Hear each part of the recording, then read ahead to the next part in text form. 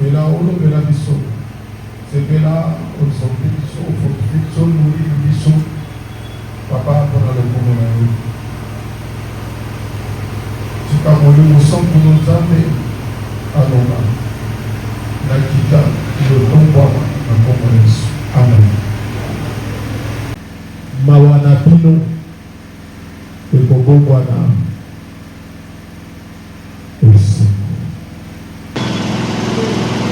Alléluia.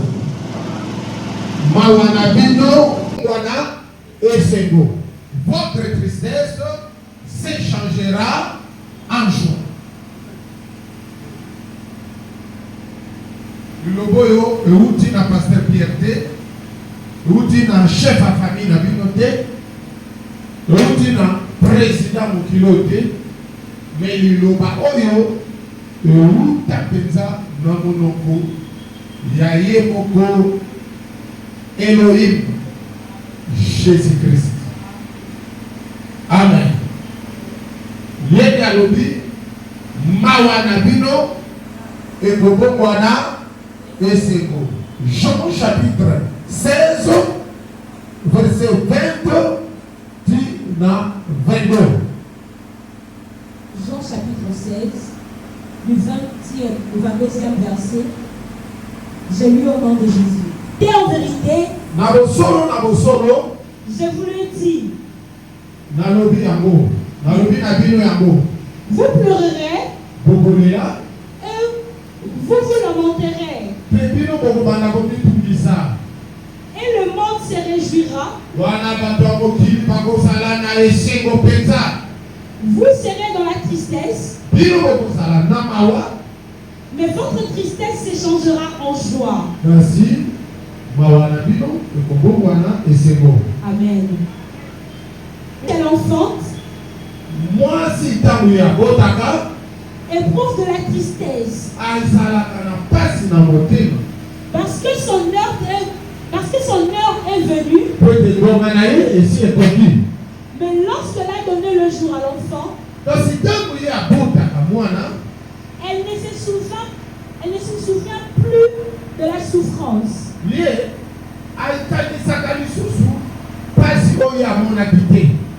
À cause de la joie qu'elle a de ce qu'un homme est né dans le monde.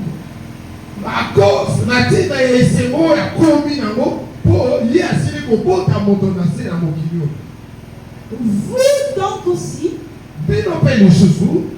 vous êtes maintenant dans la tristesse. Mais je vous reverrai.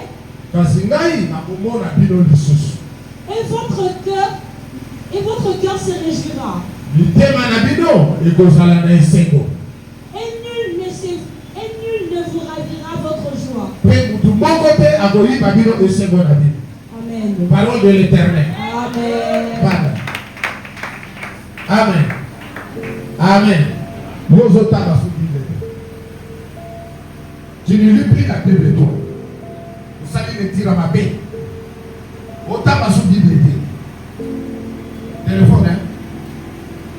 Téléphone, non, Internet. C'est ça? Vous allez le dire à ma paix. Amen. Tu maman, vous allez à maman, nana. Awa, moi, nana. Amen. Maman, wapi? Maman, nabino, nabino, nabino, wapi? Tambo, ya, wabino, nous, beaucoup, bibana, nana. Alléluia. Sinon, quand la moine, yo maman, vous nous battez, yo tata, vous nous battez, wawa, sa moine, nana. Ngai nana musala na ngai oyo singena sala atani ma atama bongo te atama bongo te tami est changé la constatation moi miko cela veut dire atota ma subi bébé manu me conduit voilà alors bien aimé tant on a zo kanisa likamoyo.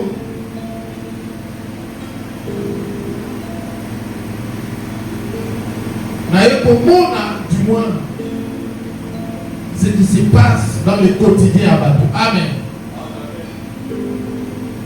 Je crois c'est à passer dans l'étape de la tristesse. Amen. Moko na moko kati na biso esi aleka na étape ya tristesse.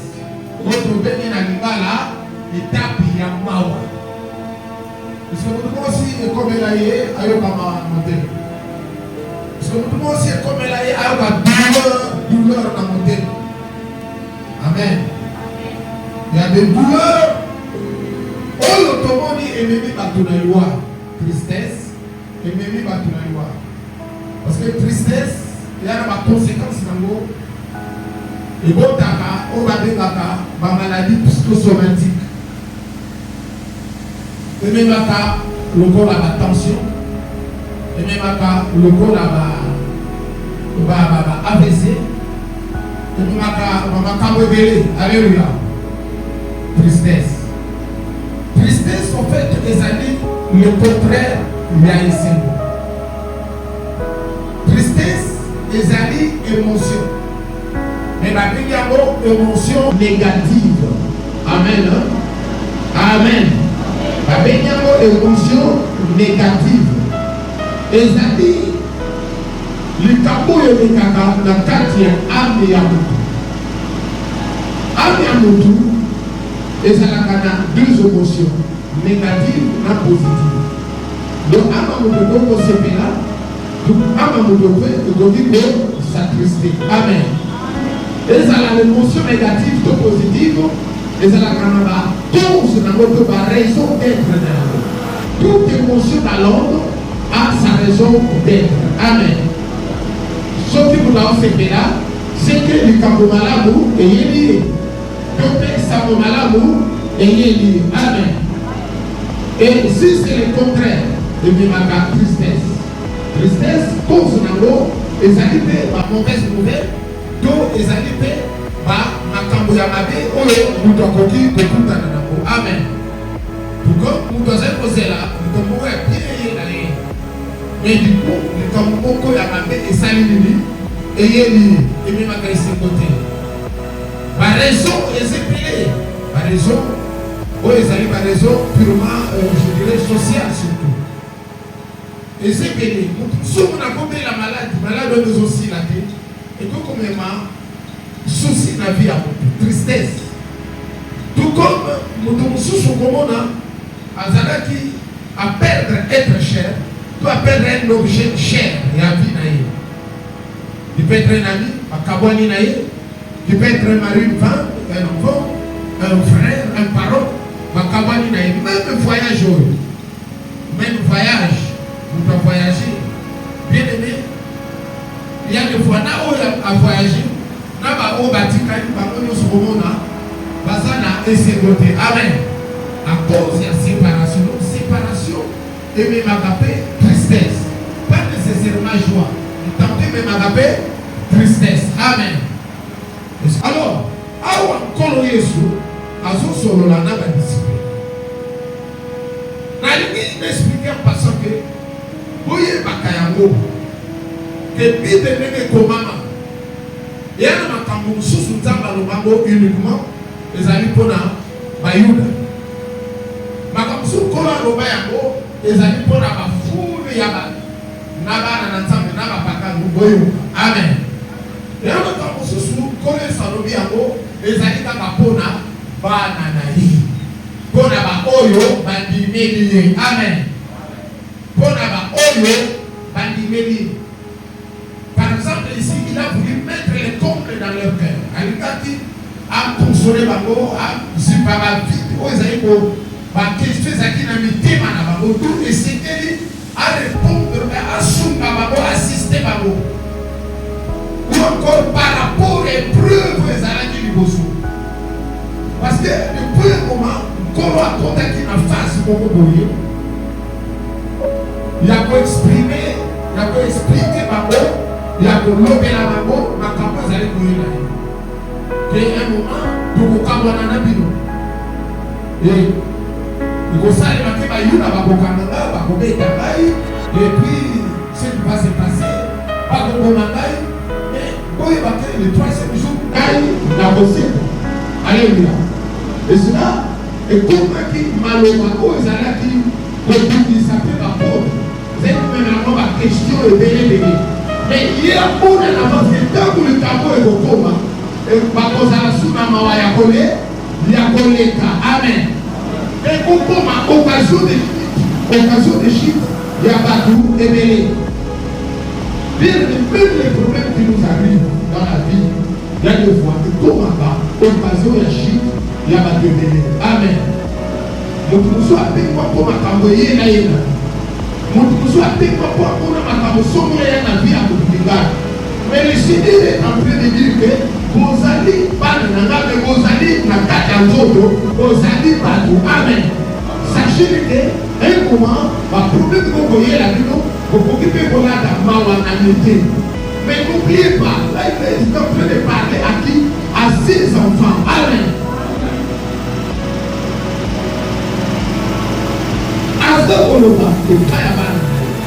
Et c'est lui qui leur parle, c'est Jésus, lui qui est capable de changer la tristesse en joie. Amen. Lui-même, puisqu'il a dit 100% homme, un moment, il a pu ressentir tristesse. Tristesse. Il a pu ressentir. Avec ressentir tristesse, voilà, nous sommes dans un pour l'habiter matin. Nous ne savons pas. Voici. Nous ne savons pas. La tristesse, c'est un sentiment. Dans mon thème, dans l'âme, et ça a logé dans quatre dimensions affectives. Et la dimension affective, c'est là les alacaloges. Pour nous, trois dimensions: dimension affective, dimension volontaire, la dimension rationnelle. Maintenant, tristesse, et la quatre dimensions affectives et amoureuse. Et ça a logé dans quatre. Le corps appelle la joie. Il y a quatre dimensions. Et pas dans la quatre. Et il y a mon corps, le corps a salaka pemo. Allez, Amen. Amen. Amen. Maintenant, on va dire qu'il y a ça.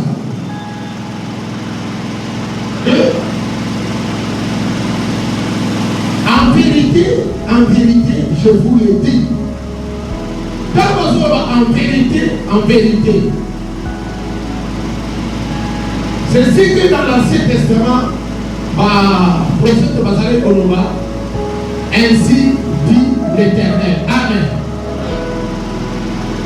Donc le prophète parle ainsi dit l'Éternel, et lui dit Koloba, et l'obit qualité, Naï Nazali Moti Nani, mais et l'obit Yahou, Oya Dibika, Oya Zam Kolo Nadino. Amen. Donc Bazalé Koloba, ainsi dit l'Éternel. Mais lui, quand il parle, étant donné qu'il est Dieu, qu'il est notre responsable, alléluia, il est ton responsable, il est un responsable dans yo. Quand il te parle, à tout le monde est Elobi Yam, à tout le monde est Elobi Tata, mais à ce qu'on se porte Kara Yamakaba Zoroba, parce qu'il y a ça, nous collons il y a ça, responsable dans yo, il y a ça, Tata dans yo, alléluia. Maintenant, tu as un père responsable. Tu as un père responsable. À qui ma responsabilité n'a été? À lui pour assumer. Et il est celui qui s'assume aussi. Alléluia. Bien aimé, en vérité, je vous le dis. Bien aimé, dans la Bible, nous sommes en vérité, je vous le dis. Et la takate. Et ça l'a dit comme malade, Toya Mabe, Yebayamo, et la takate. Et lui, qu'on a besoin de Kamoya à concevoir. Et lui, qu'on a besoin de Kamataï à concevoir de Koko. Et lui, qu'on a besoin de Kamoya à concevoir. Amen. Alors, en vérité, je vous le dis.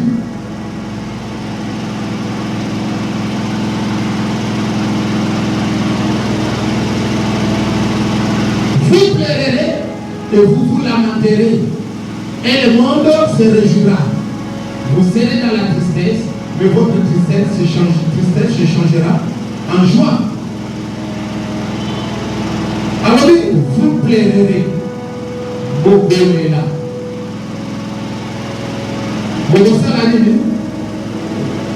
Bogosala nini? Boye makeli waka kate kulelisa na biso. Boga yoketa. Maana biso utaka kana liwate. Utaona lobi bogolela, batebele ba question tondi ba mususu ba mali pour répondre à vous. Liwaka kate kulelisa. Ba problème pe kutoka na kango elelisa kabisa. Il y a des gens bien aimés, tantôt beaucoup étonnés. Tu avais baigné ton oreiller de larmes, non? Hier même, peut-être au parcours, c'est du picture. À cause de ce qu'on fait là, non. Mais à cause de ma capuchon, ils ont les canapés. N'est-ce pas? N'est-ce pas? À cause de ma capuchon, ils ont les canapés. Les insultes te font pleurer. Les critiques te font pleurer. Les montages font pleurer. Il y a des maladies qui font pleurer. Il y a des situations spontanées, des situations qui ne changent pas, ça fait pleurer. Et le Seigneur dit, Bogolela. Bien sûr, quand il disait ça, c'était par rapport à l'épreuve qui allait se passer dans la vie à la vie. Écoutez l'amour de Christ. C'était une preuve terrible et pas à ma tombe. Amen. C'était une preuve terrible dans ma disciple et à Danois. Et il y a preuve à ma case. Et pas la biseau. Dans son sépère à l'amour. Pour ton piquet à l'amour. Mais il va mon scène wana. Il va mon événement à la fraîcheur. Et ça a dit parcours pour l'amour. Et ça a dit parcours pour l'amour. Et ça a dit parcours. La preuve, je vais vous dire, il y avait un disciple, Cléopas, n'a pas de conscience, maladie 2. Bien aimé, si Maïs au coup fallait plus, troisième jour, bien aimé, ma caméra de Saramaso, ma titi, donc ma caméra, tout ça, et ça qui n'a pas de tina, de ma voix, ma sombre, ma titi de ma voix, Emmaüs. Alléluia. Ma titi de ma voix, Emmaüs.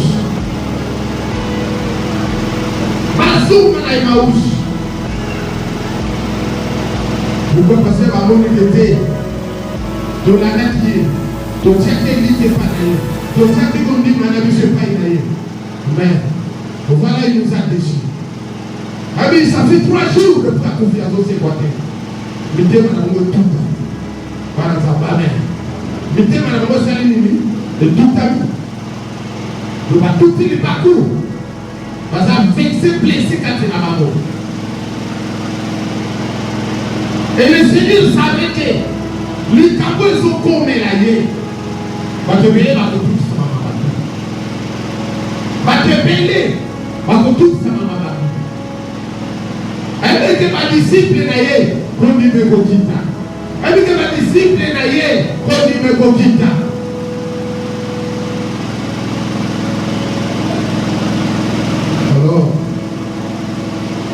Il a jugé bon. Il a continué à mon bon côté. Moi, je n'ai pas même. Je dis, il a continué à mon bon côté. Il faut expliquer ma voix. Vous n'ayez plus ça là. Il faut qu'on est là. Beaucoup s'est lamenté. Pourquoi c'est lamentable? À cause de la dimension où se poser tantôt des questions. Amen. Quand on se lamente, on se pose souvent des questions. Par exemple, je disais pour Matou Samuel Aïba, mais tout le monde mais pour les niveaux, pour les niveaux, pour les niveaux. N'abord, moi, il y a des gens qui ont passé où tu as pris, pour faire où tu as pris. N'abord, moi, il y a malade où tu as pris. Pour ça que, donc, c'est voilà et ça la lamentation. Amen. Dans la quête de la lamentation, souvent, la plupart du temps, on se pose des questions.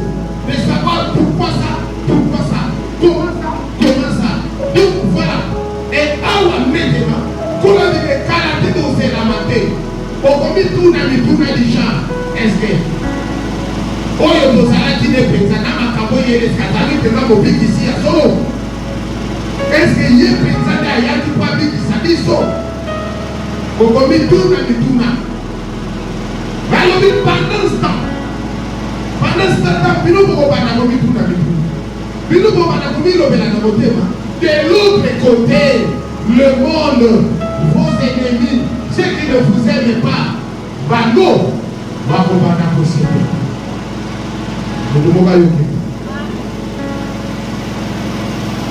quand ça ne marche pas, quand tu te poses des questions, quand tu plais, de l'autre côté, il y aura toujours des gens. Et pas dans Bango, Bango va connaître la vie. Mais Bango va se séparer dans la vie. C'est pour ça au Canada. Bango va se séparer dans la vie. Il y a des gens qui peuvent même venir. On dirait que Kabola Mamanayo. Peut-être que Bako me met bon. Basungi Yope. Mais quand on va passer du coup, David a Soroba, ceux qui va y avoir la tête au Yamao. Mais ceux qui va vivre, va se sujet dans Bango, pour pas batakousser Kamaï. Amen. C'est ce qui arrive. C'est ce qui arrive. Qu'on bien. Tant que nous avons de l'autre côté, nous avons Bango va batakousika. Bango va kozala ne sengo. Bango zala ne sengo. Et alors ça sera la tristesse dans votre camp. Ça sera la tristesse dans votre camp.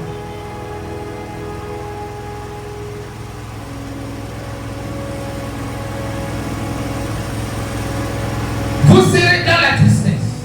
Mais il dit, mais votre tristesse ne restera pas éternellement. Voilà. Mawanabino, écoutez les matés. Connaît la nabino, écoutez l'éternellement. Attends, mon madame, c'est Camino. Le conseil Camanabino, écoutez l'éternellement. Kora Lobi, ça finira par changer. Voilà. Kora Lobi, ça finira par changer. Kora Lobi, ça finira par changer. Bien aimé, dans la vie d'un enfant de Dieu, la souffrance ne reste pas éternelle. La tristesse ne reste pas éternelle. Le pleur ne reste pas éternel. Ce n'est pas éternellement que Yogo va croupir dans la misère. Ce n'est pas éternellement. Alléluia.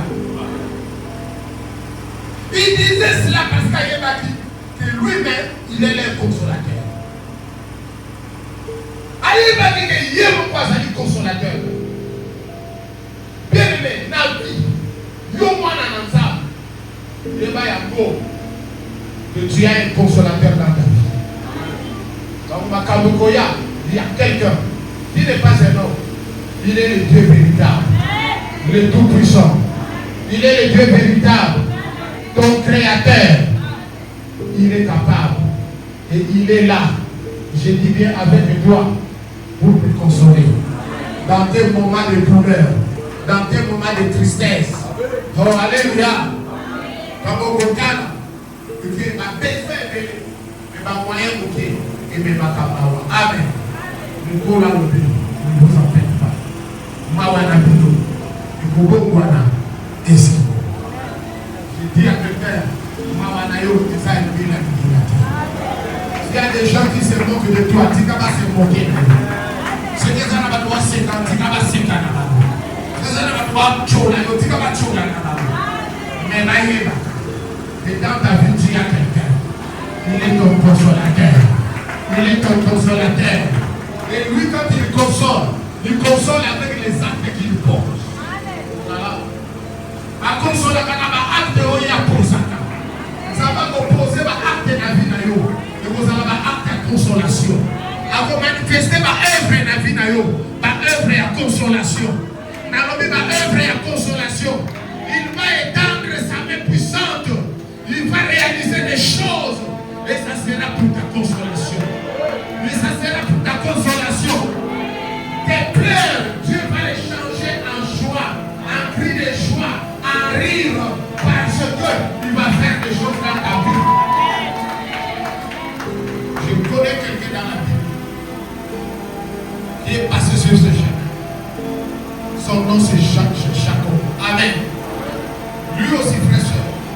il avait perdu. Comme il y en a qui perdent des maisons, il y en a qui perdent des positions, il y en a qui perdent des privilèges, il y en a qui perdent. Alléluia. Il y en a qui perdent des fiançailles, il y en a qui perdent des mariages, il y en a qui ratent même des voyages. Pour ça, la norme a tabaté. Pour ça, la norme a tabaté. Je t'empêche pas d'avoir un business. Pour ça, la norme a tabaté. Et dis-toi toujours dans ta vie que ce n'est pas la fin du monde. Ce n'est pas la fin du monde. Il y a quelqu'un qui est avec toi. Il y a quelqu'un qui est avec toi. Il peut te consoler. Même ce soir, il peut te consoler. Même après ce culte, il peut te consoler. Alléluia. Jacob avait perdu son petit Joseph. Et pour lui, il a dit Matanga, il a dit là. Il a dit beaucoup, il a dit Joseph. Il a dit beaucoup, il a dit mais un jour, on viendra nous dire ton fils Joseph vit. Alléluia. C'est lui que tu as perdu, il est vivant. Oh, alors,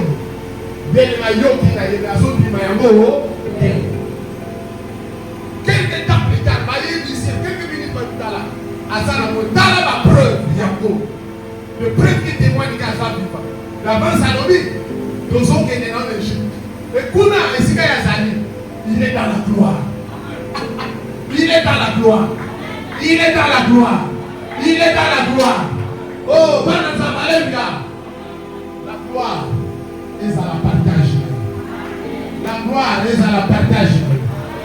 Bien aimé, qu'est-ce qui va se passer? Il est là, il est dans la gloire. Il règne. Et c'est lui qui dirige tout l'Égypte. Tout l'Égypte est seulement beaucoup. Rien ne peut se passer sans qu'il y ait signé. Alléluia. Après le roi, c'est ton fils. On dit, mais non, on a mis ma côté. On dit, t'as la raison, on a dit. Donc, il y a des gens qui ont battu. Alléluia. Donc, il y a des gens qui ont battu. Pour passer dans la charrette. Alléluia. Donc, il y a des gens qui ont battu. On a dit, la balle à bisto. Et ça, Joseph, pas ça dans le monde. On dit, là, on va dire, Akenda, Amona Joseph. Amona Joseph. Mataka na ya tamunai. Namukoloana échanger. Dieu va agir dans ta vie.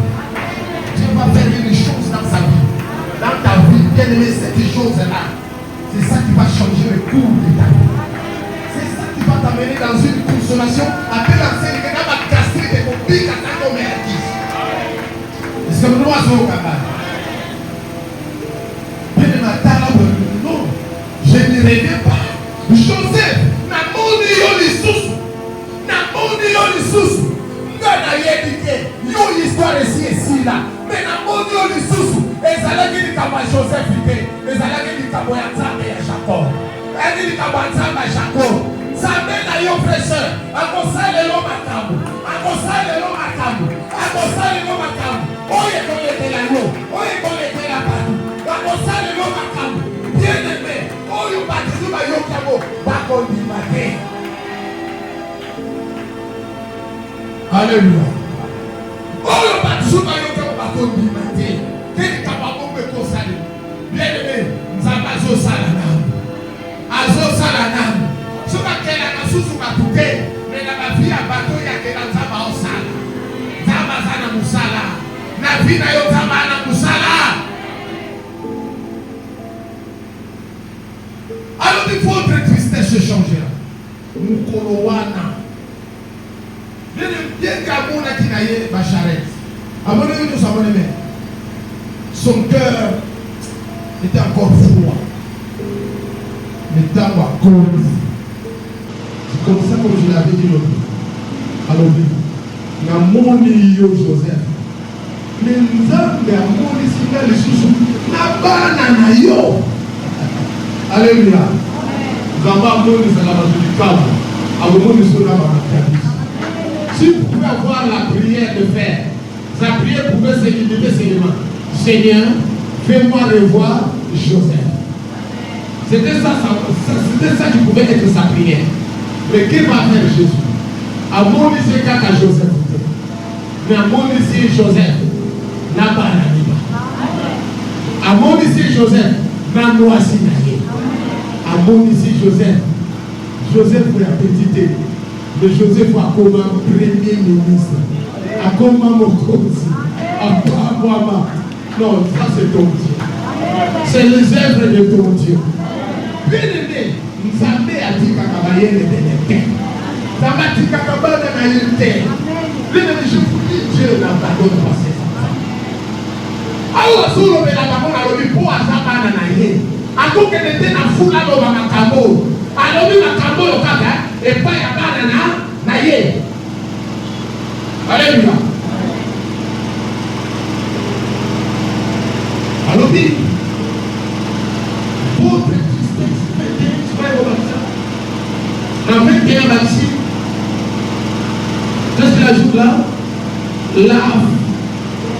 la femme lorsqu'elle enfante éprouve de la tristesse parce que son heure est venue.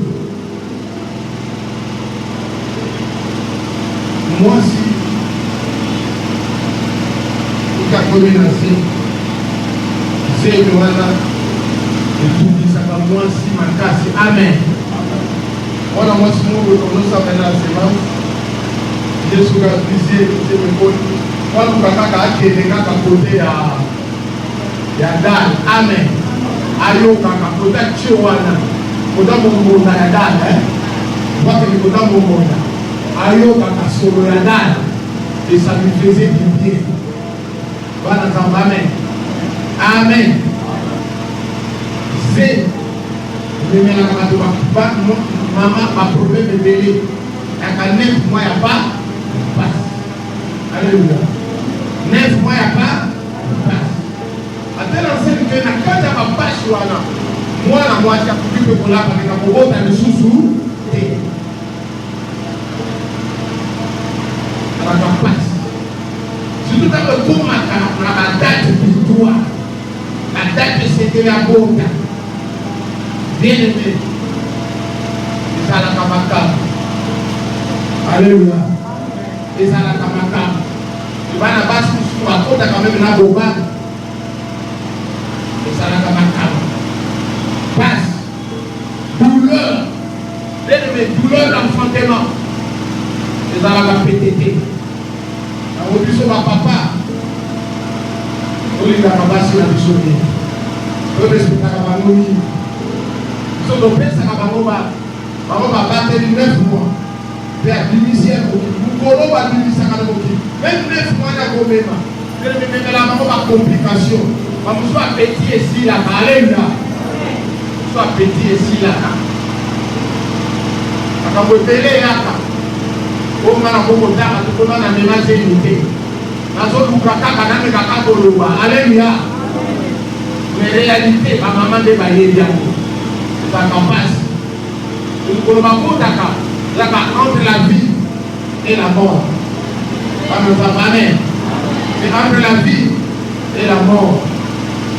Donc, ma maman, le gros n'a pas dit le gros n'a pas dit ma maman, le gros n'a pas dit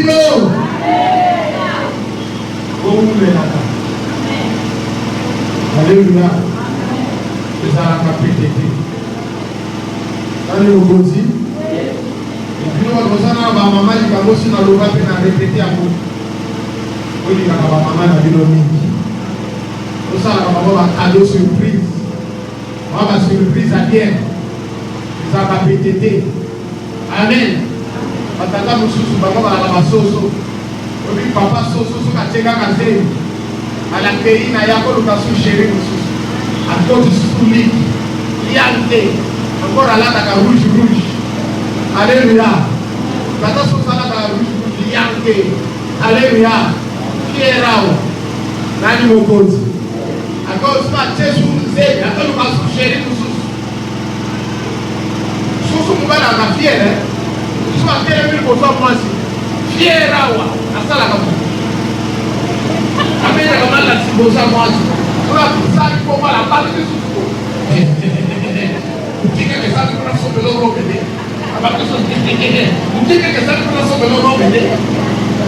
Alléluia. Alléluia. Azalaka fier. Watika kadi. Alakelo kasumu. Otaka na niki na yo, na bana na yo, je m'en fous. Tata sofa la kabo. Amen. Hein? Mais nous on ne veut pas être comme ça. Amen. Amen. Maman, on a la passe. Maman sofa on a la passe. Maman on a la passe. Nani mokonzi? Nani mokonzi? Est-ce que tout ça est logo? Est-ce que tout ça est logo? Alors, maman t'a mort ta cabine de lobby à connaître la douleur. Et la douleur on est à la intense. Amen. Et ça la comment? Intense. Mais il n'a pas dit. Il nous dit les bases pour le corps. Pour petit sac à mon bal, il y a yota salaka maman et voilà. Tika mon bal, il y a yo. Asalaka maman et voilà. Maman paye, il va faire moi dans la PC à bas. Manu me continue. Le yo, les moi si. Vous ne les pas si. Vous t'entendez, ça m'a parlé l'autre. Vous avez banni moi si. Vous passez besoin de banni mon bali. Il y a voyé ma maman où il y a beaucoup de maman de tout ça, on est là ma place. Maman de tout ça, on est là à côté de le simanango, à son bénéfice uniforme. Maman, il y a quoi, maman? On va lui dire, maman, il y a ça là, il y a beaucoup à dire. Pour s'accaparer dans la mobilité, pour priver dans maman. Attends, maman, va ça l'autre. Attends, maman, va ça l'autre. Attends, maman, va ça la forme. Yewana kaka. Abote na yo mobali. Yewana kaka. Amona pasi. Yewana kaka. Abono kata na mapongi. Yewana kaka. Bota na mobali no na 3 heures. Si ma ya komona pesa kobota ya 4 jours. Si ma ko se priver de beaucoup de choses. Yewana kaka. En passant entre la vie et la Alléluia. Lego likaka mama na yo. Likape mama ya mobali na yo. Boka molate. Soki mama na aussi 50. Mama mobali no besoin combien? 50. C'est-à-dire maman mobali a 10. Maman na yo 90. Vamos te mama be. Modèle on a au lo la te. Amen. Est-ce que tous ensemble, hein? Les amis, nous allons ensemble aider. Nous allons ensemble. Il y a un Moana. Alors, Bible est dit, tant que moi, si il y a un capot, ça y a un capot. Nous allons sur les coquilles. Il y a la casse sous PTT. Pour leur enfant. À ça, il y a la casse sous PTT. J'ai dit, qu'est-ce qui se passe après? Souki à Boti. Alléluia. Soki a sali nini? Pasi wana ni usoka. Po alinga me manipango ni na moki. Pasi wana ni usoka. Po alinga bota. Tu go Bible lobi. Soki a boti, qu'est-ce qui arrive? Parce que son heure est venue. Oui. Mais lorsqu'elle a donné le jour à l'enfant. Oui. Elle ne se souvient plus de la souffrance. Elle ne se souvient plus de la souffrance. Soki a boti.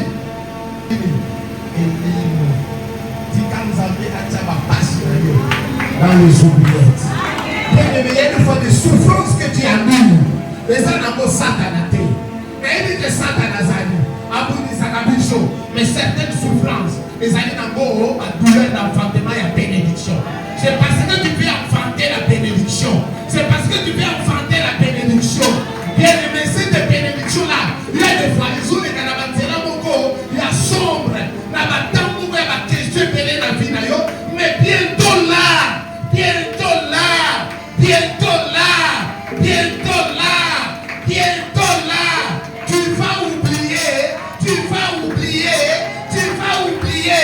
tu vas oublier que tu es en train de pleurer, que tu étais dans la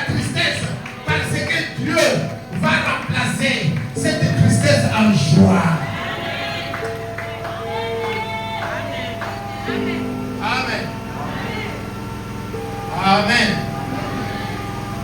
Et à la fin, tu vas dire quelque chose. Dieu d'abord a dit dans Ésaïe 65 et 16. Et là, on va le dire, je m'en vais à couper avec un cambo et l'eau au Loba. Un jour. Quoi?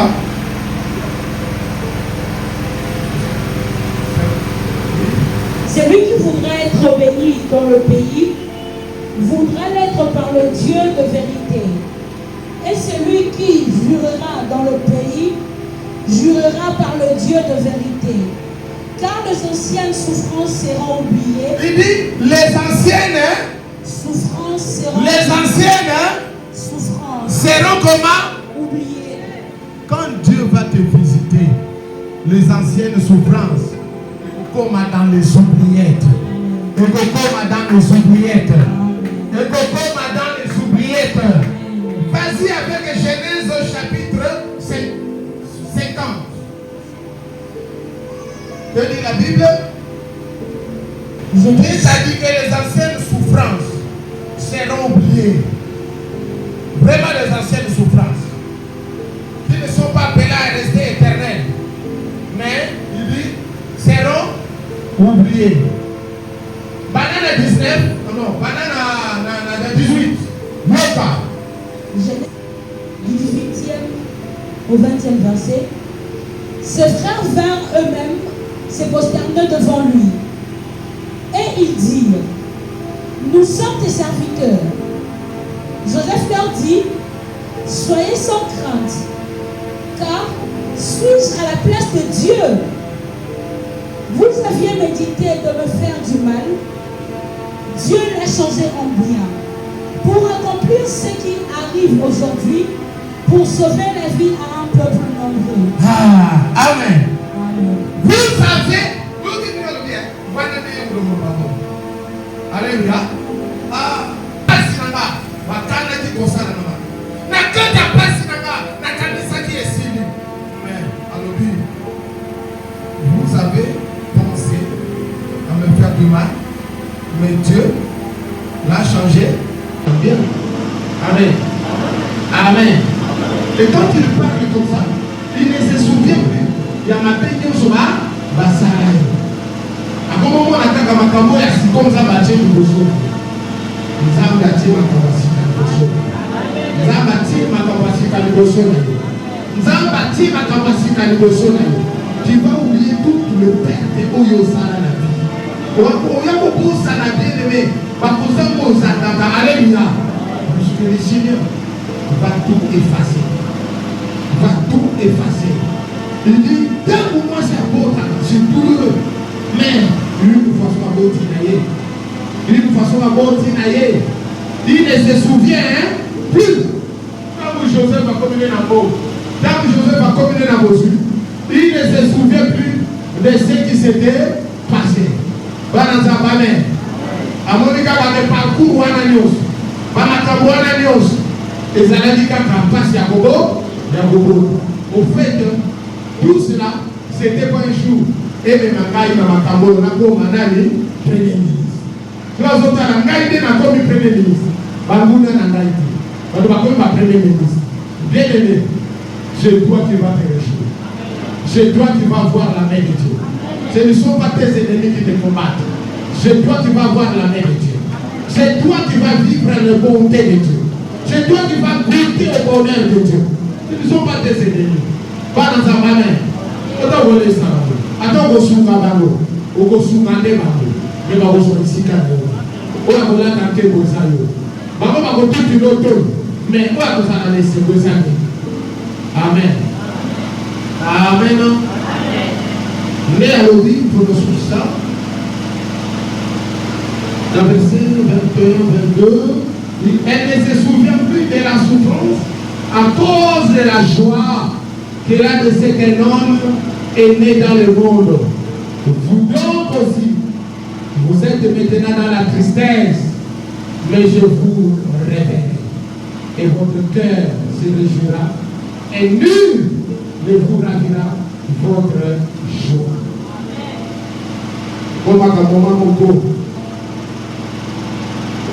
Là aussi a changé au cap et à vie. Vous avez changé au cap et à vie. La vie a changé au cap et à vie. Maintenant, vous avez un cap pour vous. Vous avez un cap et à l'humiliation. Vous avez un cap et à la colère. Vous avez un cap et à la douleur. Vous avez des questions de maladie aussi là-bas. Est-ce que la situation peut changer là? Oui, vous avez un cap. Mais à l'oubli, tout cela va changer. Amen. Tout cela finira par changer. Tout cela, maman, dans ces jours-là, 22 heures, tout cela finira par changer.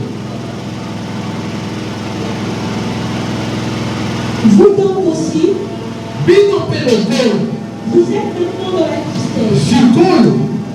dans la tristesse. Vous êtes dans la tristesse. Vous êtes dans la tristesse.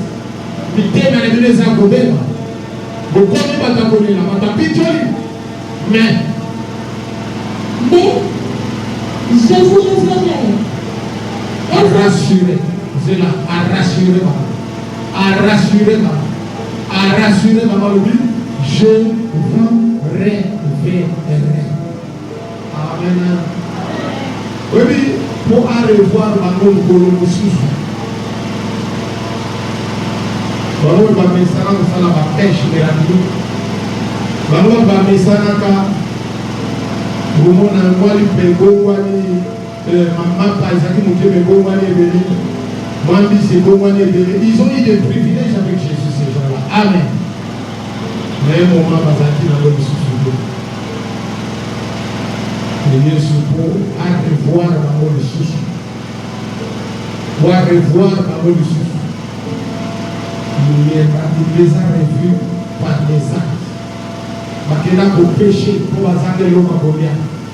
Il les a suivis là-bas. Alléluia. Il les a suivis là-bas.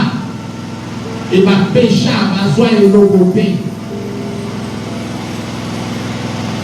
Beaucoup de bébés n'ont rien pris. Donc, parce que les n'a pas filé, n'a pas aucune tristesse. Parce que ceux qui n'ont filé, maintenant, pas avoir monté. Le lieu a été pour revoir. Quand on est pour revoir, il y a une chose qui est la maman malade. Alors, il y a une chose qui est la maman malade. Il y a pour revoir maman avec un puissant miracle. Quand ça met un monde avec un puissant miracle. Ça va visiter les choses avec de puissants miracles. À visiter couple avec de puissants miracles. À visiter le salle avec de puissants miracles. À visiter santé avec un puissant miracle. À visiter le corps avec un puissant miracle. Bien aimé l'oubli dans ma peau. Mon soma. Mon poids à du côté droit. Là où même vous avez échoué. Vous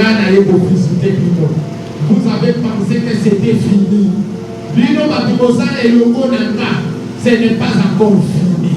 Le corps a posé le monde à une colonne. Ce n'est pas encore fini. Bon bois Kalissousou. Bon bois Kalissousou. Bon bois Kalissousou. Bon bois Kalissousou. Shikoyo kaka. Tristesse na bino. Ngai nzambe. Nazokongola yango. Nazokongola yango. Nazokongola yango. Nazokongola yango eseko. Bien mettant ma tosi. Ma boîte sur le champ, fraîcheur, tristesse na bando, et pour quelques minutes passées, Mazara qui connaît là, mais tout de suite là, Babani Koseka. Oui, Babo Babon a été à Azana Biso Bissoufé, Aza toujours le monde, Aza toujours le monde, mais Aza Kosala. Yamba Makabwasi. Yamba Makabwa révisitation. Yamba Makabwa révisitation. Le Seigneur veut te visiter encore. Le Seigneur veut te voir encore. Il veut te revoir. Il veut encore faire de grandes choses avec toi. Il veut encore ouvrir des chemins longtemps fermés. Il veut encore te faire voir de grandes choses. Le Seigneur est avec toi. Le Seigneur est avec toi. Aza elongo na yo. Amen. Amis, ne vous en faites pas. Mais, oui, ma sœur, termine. Et votre cœur se réjouira. Et nul ne vous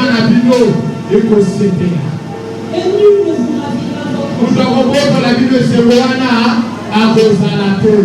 Maman, papa, vous avez donné ce mot. Et les deux, vous avez donné ce mot. Wano Zalina, ils vous avez donné ce mot. Attendez-le, s'imiter. Azana, le longo. Agosala, Makabo, Simba. Attendez-le, il va les athées. Azana, le longo. Agotine, la longo, Bali. Oui, attendez-le, Makabo, les athées. Yéde à Salamatrice. Yéde à Salamoisi. Papa, yéde à Salamobali. Zamazana makoki, abodi sayo, ata musale zake, luka kakaka, awa mufizino bana luka musala wana, tia kopesa yo yango, ata batele zo fuma mate, komba kaka, nebe badisipe basala ki, mukolo moko esipaki, po azala ki babago, moko lela na bago, lebo kwa ki ese. Kolela na bago po wana ki ese. Nzambe wana nde nzambe na yo.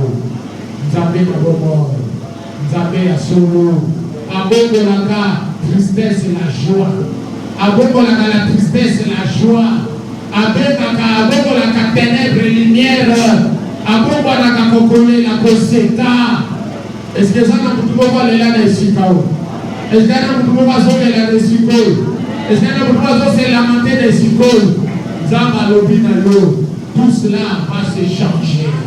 Tout cela il faut changer. Ce qui peut pas il faut changer, mais pas il faut changer. Même si les alliés de Bakanda, il faut changer à vos caca. À vos changer à vos caca. Reçois au nom de Jésus. Nazo benga na tristesse na vie na yo. Nazo benga na tristesse na vie na yo. Nzamba benga na tristesse wana par de puissants miracles. Nzamba benga na tristesse wana par de puissants miracles. Bénédict que la visitation divine qui peut changer cette tristesse. La parole est là, mais dis que la parole est là dans Dieu. Dis que l'Innova est là dans Dieu. Dis que l'Innova est là dans Dieu. Je parle à quelqu'un qui attend des miracles de la part de Dieu. Tu attends un miracle, n'est-ce pas? Reçois ces miracles. Reçois ces miracles. Miracle, on a aimé la leçon. Miracle, on a aimé nos santé. Miracle, on a changé humeur et à vie. Ces derniers temps, on a humeur à ma belle. Et le Seigneur a vu ça. Et il est venu te dire que humeur, on a changé à vous. Humeur à ma belle, on a changé à vous. Sois humeur à malade. Mamousou, ma coma est gris.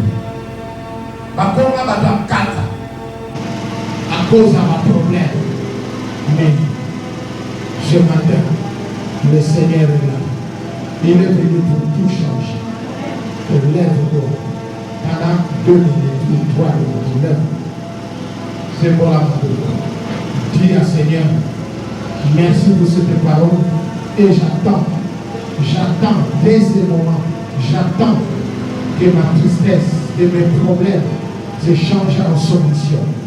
J'attends dès ce moment que mes problèmes se changent en solution. Que mes problèmes soient changés en solution. J'attends dès ce moment, comme tu l'as fait dans la vie de Joseph. Ces tristesses, ces pleurs ont été changées en louange. Je l'attends. Je le veux. J'attends un miracle. J'attends un miracle. Là où j'ai tant de problèmes, j'attends des miracles. Un miracle puissant. Prions au nom de Jésus. Prions au nom de Jésus. Ça est là.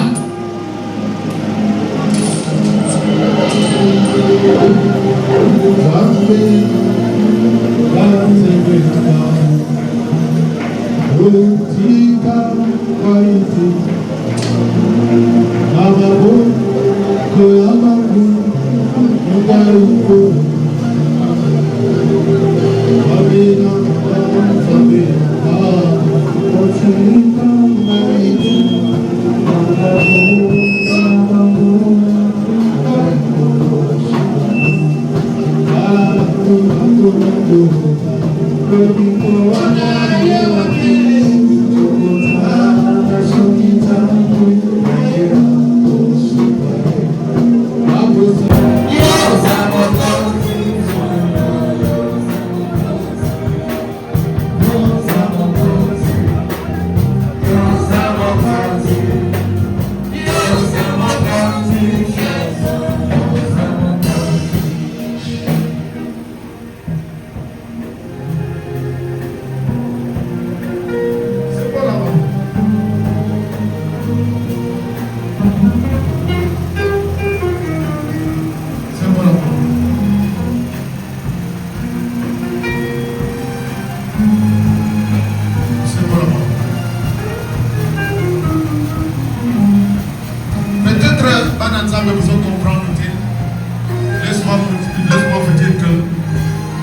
Dans l'église, nous en attendons encore.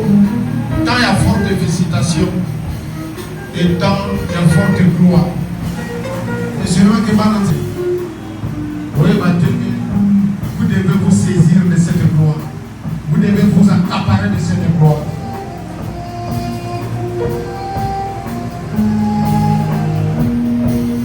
Et cette gloire est là ce matin. Cette gloire est là ce matin. Que Pablo est allé à la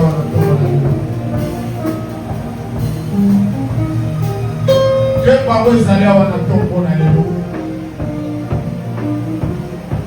Dieu est en visite dans ce lieu. Parce que c'est son église. Dieu, son enfant. Et Dieu est là en visite. Il est venu te visiter. Il est venu te visiter pour te faire du bien. Un miracle en destination du ciel. Un miracle plutôt en provenance du ciel. Un miracle spécial en provenance du ciel pour ta vie. Un miracle en provenance du ciel pour ta vie. Il y a une main qui est descendue en ce lieu. C'est la main du Seigneur. Vous parlez qui dit en gloire. Et cette main est me met les bateaux. Si tu as la foi, tu vas le vivre dans ta vie. Aujourd'hui, on est le 12 octobre. Il y a eu une visitation. Il y a eu une visitation. Et on a décidé qu'on allait bénéficier d'eux. Dieu est en train de déposer un miracle dans ta vie. Dans ta vie là. Tu vois, dans cette vie là, dans ta vie, tel que tu es là, Dieu est en train de déposer un miracle. Un miracle. Un miracle. Un miracle. Un puissant miracle. Dieu est en train de le déposer en toi. Un puissant miracle. Un vrai miracle. Authentique, tu vas le vivre et Dieu est en train de le déposer dans ta vie. Ça se passe maintenant, ça se fait maintenant. Ça entre dans ta vie, ça prend racine dans ta vie. Ça ne demande pas autre chose, ça demande que la foi. Trembler ou ne pas trembler, s'agiter ou ne pas s'agiter, sentir ou ne pas sentir. Ouvre la porte de ta vie pour que le roi de gloire puisse faire son entrée. Enlève seulement l'incrédulité. C'est le temps du roi de gloire. C'est le temps du roi de gloire dans ta vie. Un puissant miracle de Kitia. Nali kolobate soke zaya nani ezade ya yo. Ezade ya yo. Dieu ce matin, Azaboki a quitté pour la mort qu'on a mort. Pour la mort qu'on a mort. Pour le mot la distraction. Si Dieu veut dire chercher Dieu, le mot la distraction. Et maintenant, mets ta foi en place, à sa place. Le mot l'incrédulité. Élève les tours. Pour que le roi de gloire fasse son entrée. Aïe qu'on dépose. Dans le Père, toi qui es Dieu, toi qui changes les temps et les circonstances, toi qui changes les émotions, toi qui changes les émotions, tu es Dieu. Ce qui Satan a le mot la capocé, la pomme m'a volé là. Le mot la capocé là, pomme m'a déposé là. Nazo senga yo za na ngomba oyo changer ma temps et banane. Ma temps et tristesse n'a dit que changer. Au change à humain. Banano va commander à humain au Congo. Et c'est à la boutique. Mais il a dit que une mère est changée. Une mère de joie. Une mère de bonheur. Et compte à la vie là-bas. Seigneur, laisse que le miracle. Et compte à la vie à mon bonheur. Laisse que le miracle. Et ça l'a déposé dans ma boque et à mon bonheur. Laisse que le miracle. Vous pouvez sentir que l'autre va dire dans ma boque. Quittez-le. C'est Dieu qui agit. Et c'est Dieu qui agit. Vous pouvez sentir c'est bon. C'est Dieu qui agit. Il est là ce matin et il est là pour toi. Il est là pour toi. Il est en visite pour ton bien, pour ton bonheur. Il est là pour toi. Reçois ce miracle qui t'a amené. Reçois le miracle qui t'a amené. Reçois le miracle qui t'a amené. Ton miracle, ça s'appelle guérison. Ton miracle, ça s'appelle quoi? Non, mais dans ton cœur. Yabouana Dayelio. Yabouana Dayelio. Yabouana Dayelio. Yabouana Dayelio. Reçois-les. Reçois-les. Reçois-les. Reçois-les. Reçois-les. Oye, pour changer à venir, Nayo. Oye, pour changer à venir, Nayo. Oye, pour changer pour y à venir, Nayo. Le Seigneur les dépose. Moussala a déposé mon amour. Ils ont compte à Katinayo. Ils ont compte à Katinayo. Un document. N'a évité à dire, il y a voyage. Dans le pub. N'a évité à l'éval. Ils ont compte à Katinayo. Reçois au nom de Jésus. Reçois au nom de Jésus. Reçois au nom de Jésus. Reçois. Reçois. Reçois. Reçois.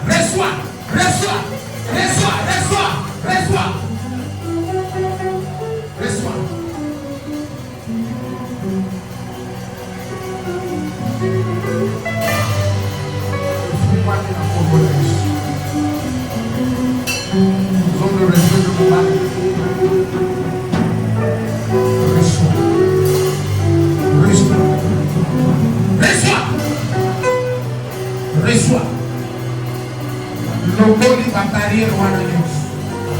Reçois. Ce matin, reçois. Yo pour la félicitation. Reçois.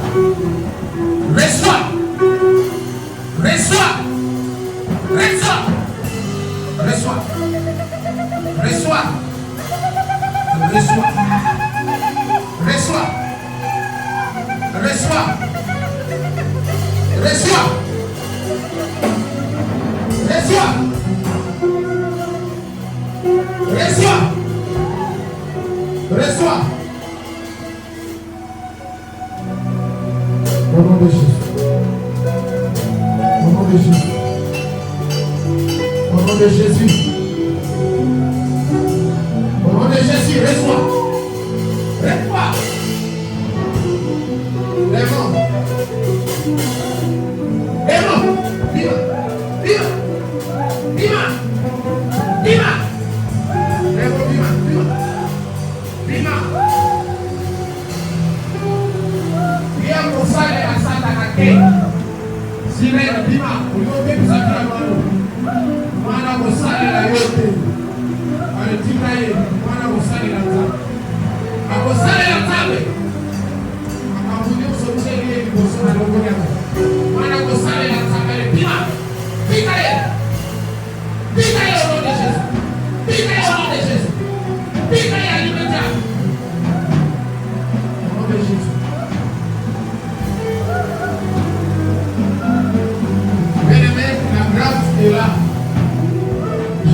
La grâce est là.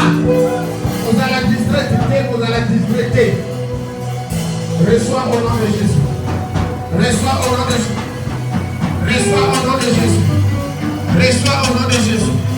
Reçois au nom de Jésus. Recevez la grâce de Dieu. Recevez la gloire de Dieu. Reçois. Par le nom de Jésus-Christ.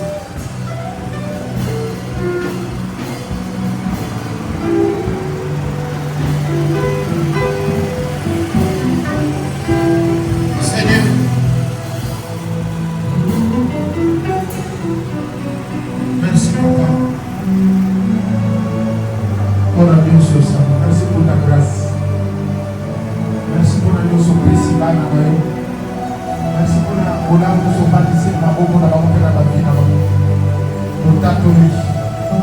Nous nous opposons.